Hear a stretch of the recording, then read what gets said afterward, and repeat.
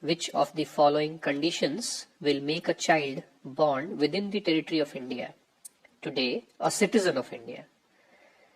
So a child which is born in India, who is born in India, will become a citizen. Please mind the word will here. Now it gives an indication of some kind of a right of the person who is born here.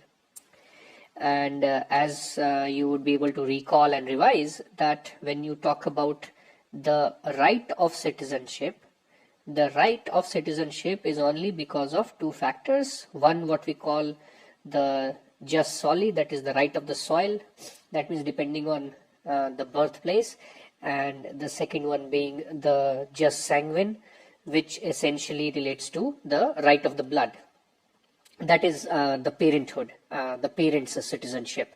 So in India, if you know, jus sanguine is there in by descent and jus soli is by birth. So these are the two out of the total 5 ways in which a person can become citizen of India. These are the only 2 ways in which it is actually a right of the person, that is by birth and by descent. In the 3 other ways, that is by registration, by naturalization, or by acquisition of a new territory, it's not really a right of the person unless the government decides to confer that citizenship.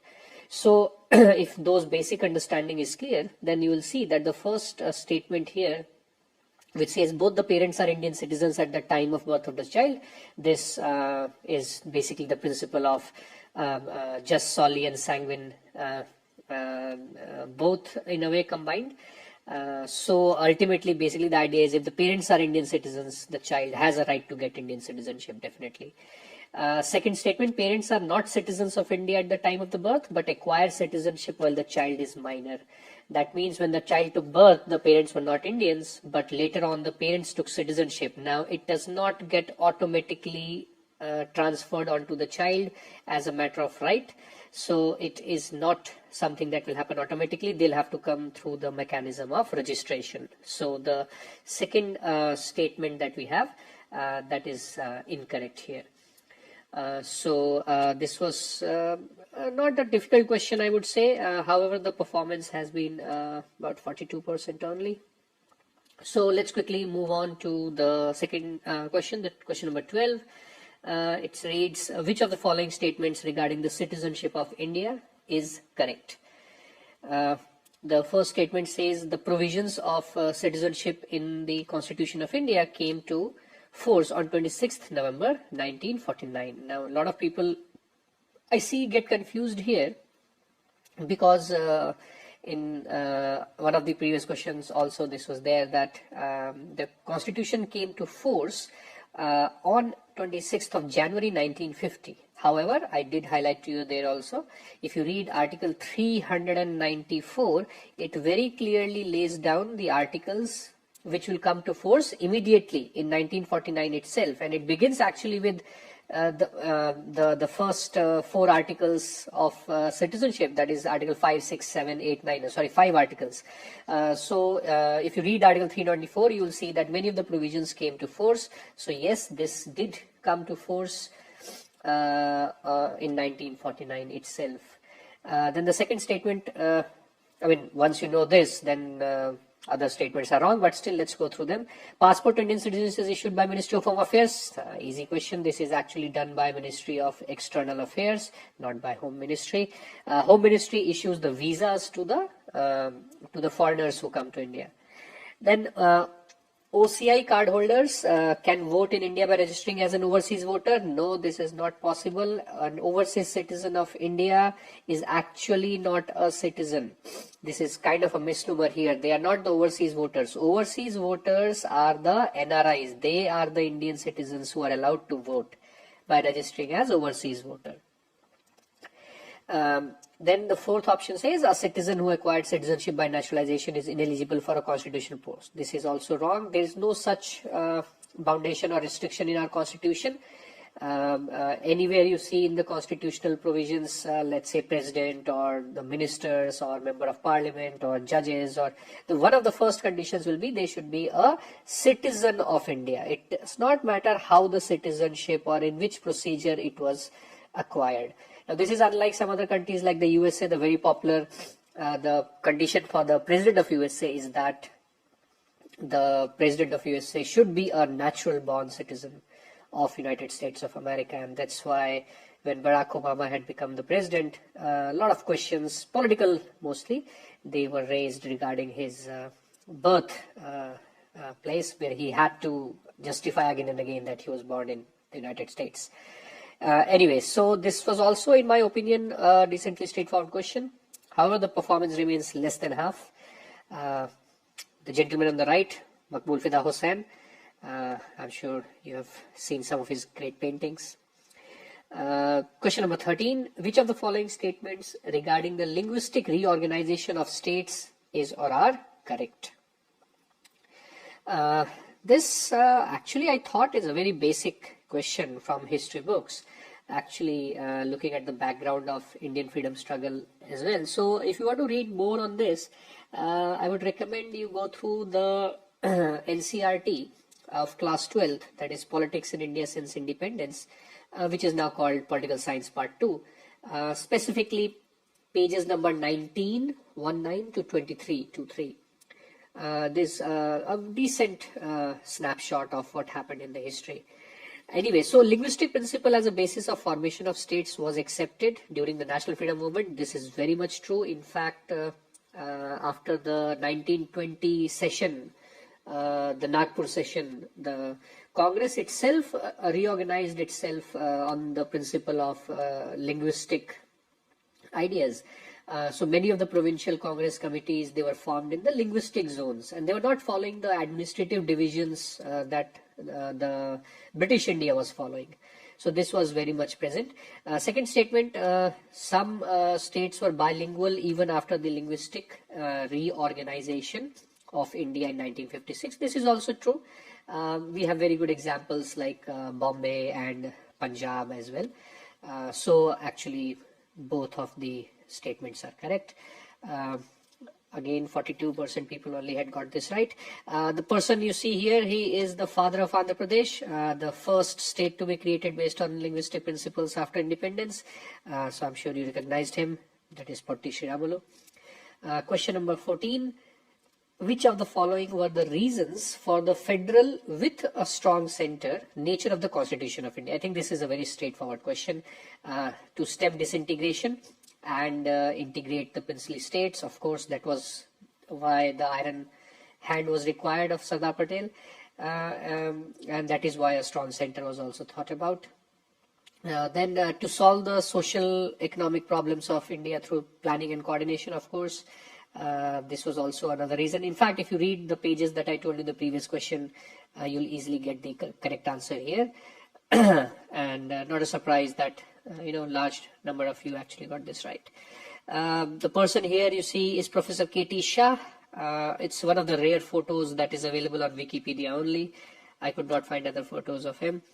You must have read his name a lot because he was one of the main propounders of the presidential system in the Constituent Assembly, and he was the one person who had moved the amendments in the Constitution, draft Constitution, where the proposal was there to include the words secular and socialist and federal in the Constitution, all three words.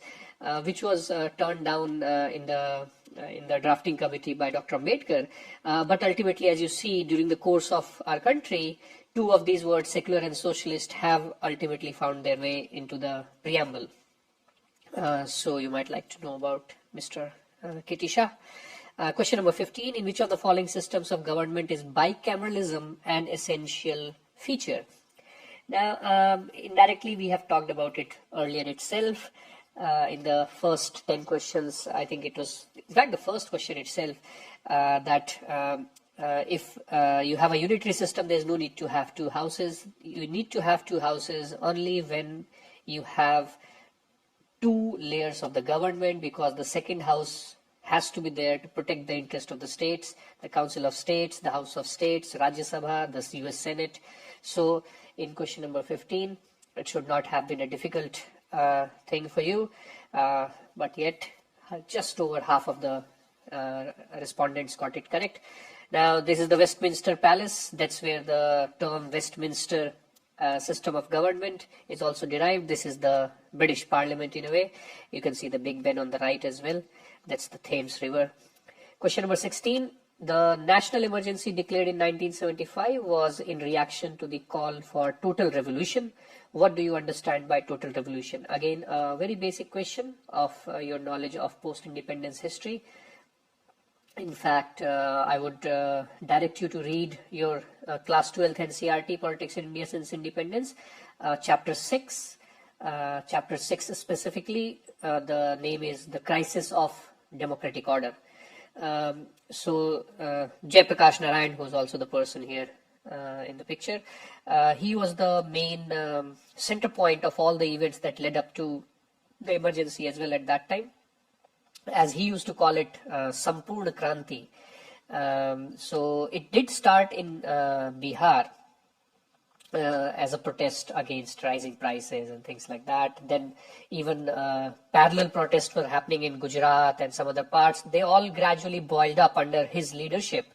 And it did not then remain specific to one state or two.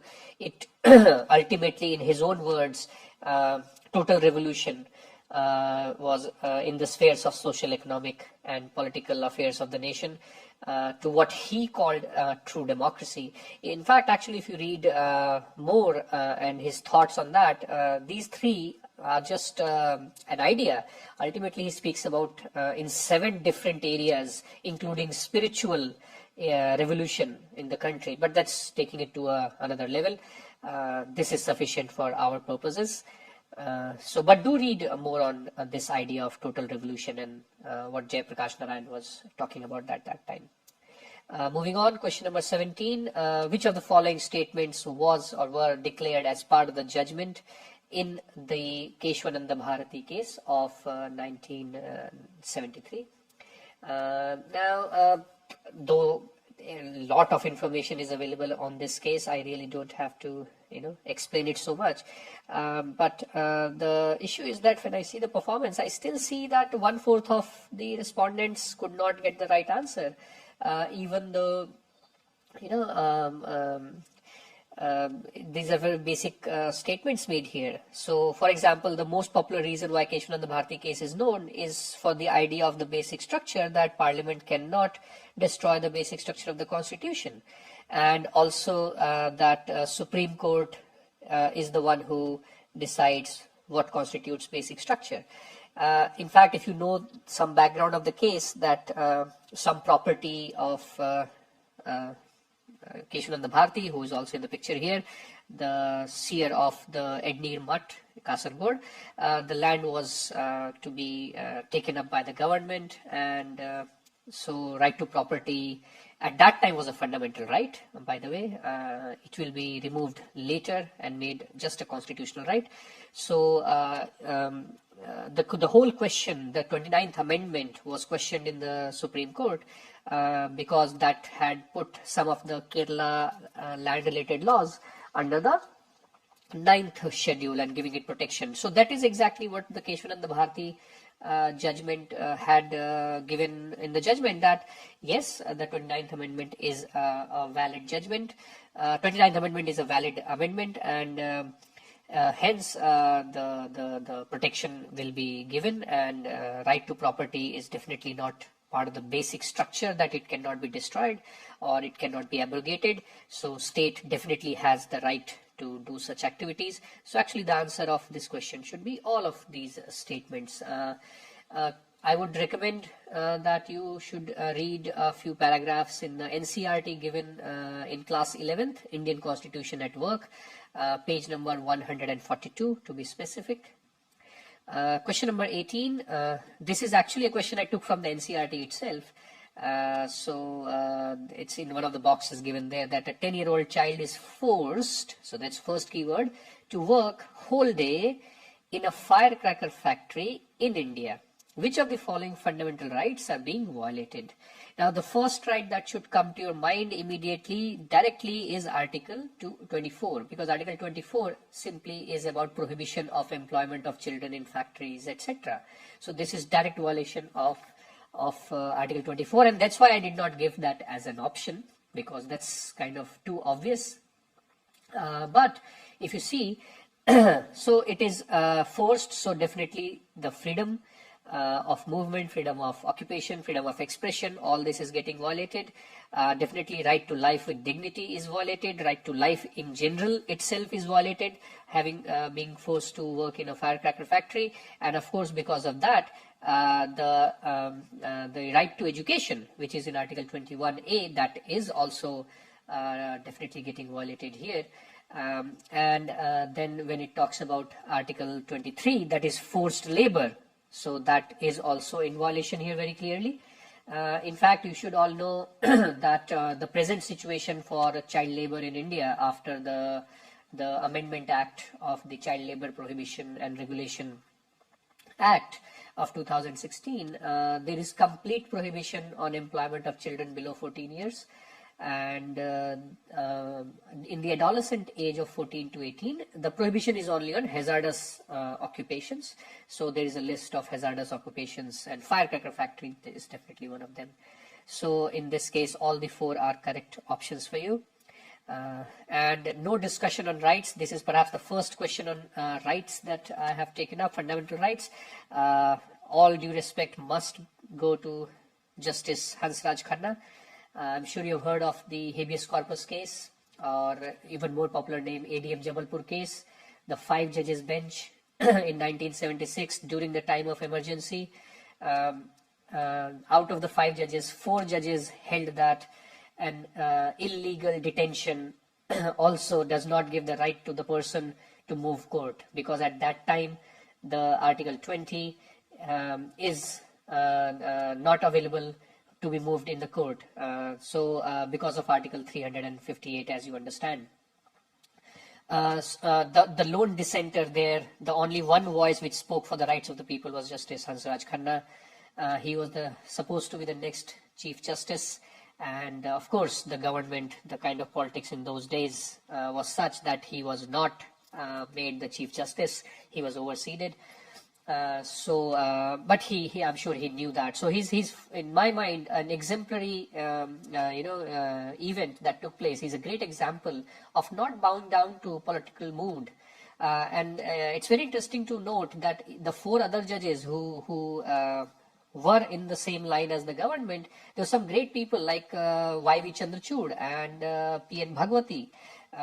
P.N. Bhagwati especially later on will become a pioneer of the rights of people through the PIL. He is one big champion of PIL, and he did regret the judgment of ADM Jabalpur earlier as well. Perhaps that was the event which gave him those thoughts of becoming a leader champion of public interest litigation. Anyway, my all respect and the sense of pride in talking about Hansraj Khanna. I would recommend you read about him more. Moving on, question number 19. Which of the following ideals in the preamble of Constitution of India have been borrowed from the French Constitution? This, I thought, is an easy question and not a surprise. 3/4 of the respondents got it correct. The first option here, justice. See, anything which talks about justice and the rights of people and the labor rights and things like, they are generally taken from the Constitution of USSR at that time. So it's more of those kind of ideologies that have derived those thoughts on areas like that. The next 3 statements, liberty, equality, and fraternity, even if you have read a little bit of history, this is the motto of these 3 words. They are the motto of the French Republic, the 5th Republic, which is there as of today. And if you see their emblem, or rather actually the coat of arms, these 3 words are engraved: liberty, equality, which we call equality, and fraternity. By the way, this gentleman here is our friend Montesquieu. So I'm sure you know about him. He was a philosopher, a judge, and he came up with the one of the most important ideas for modern democracies and governance, that is the idea of separation of power. So do read about that more. So coming to the question number 20, which is the last question for this short video. When a new state is carved out of an existing state of India, which of the following provisions of the Constitution of India require an amendment? Now, this is a question where I find a lot of people get confused, because whether an amendment to the Constitution is to be considered only if it requires 368 or not. See, let's not get confused. Let's keep it simple. Anything you change in the Constitution is an amendment, right?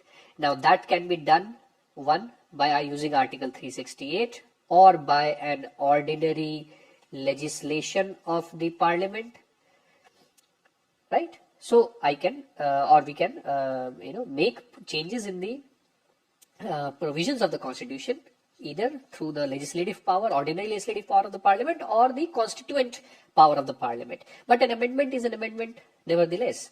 Now, what happens is when you reorganize a state under Article 2 or 3, then in that situation, the amendments that are done or any consequential events, they are protected under Article 4 in the way that it says that none of these amendments will require the methodology that is necessary in Article 368, but it is definitely an amendment. So it will not be called a constitutional amendment act. It will not require an act like that, but it will require still an act which will amend the Constitution, right? So through the ordinary legislative power, this can be done. So, of course, when you change the boundary of a state, first article has nothing to do with that. Why will that be changed? Of course, the first schedule will be changed because that contains the list of all the states of India. And of course, there's no change to Article 3 also. Article 3 is just about the procedure. But also the fourth schedule, which talks about the seats that have to be provided for that state in the Rajya Sabha. So of course the fourth schedule will also require some amendment because every state has to be provided seats in the Rajya Sabha.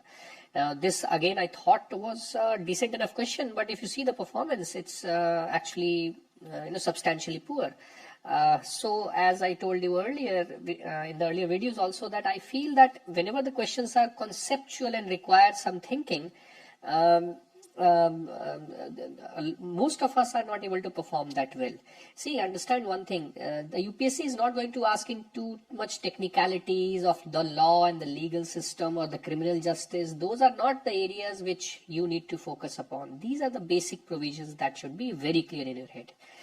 So I hope in the questions that will be posted later, I'll see some better performance on basic questions.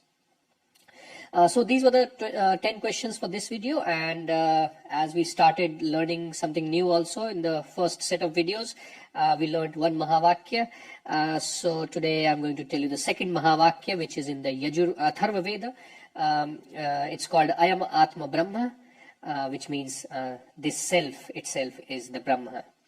So I'll see you in the next video for question numbers 21 to 30. Thank you.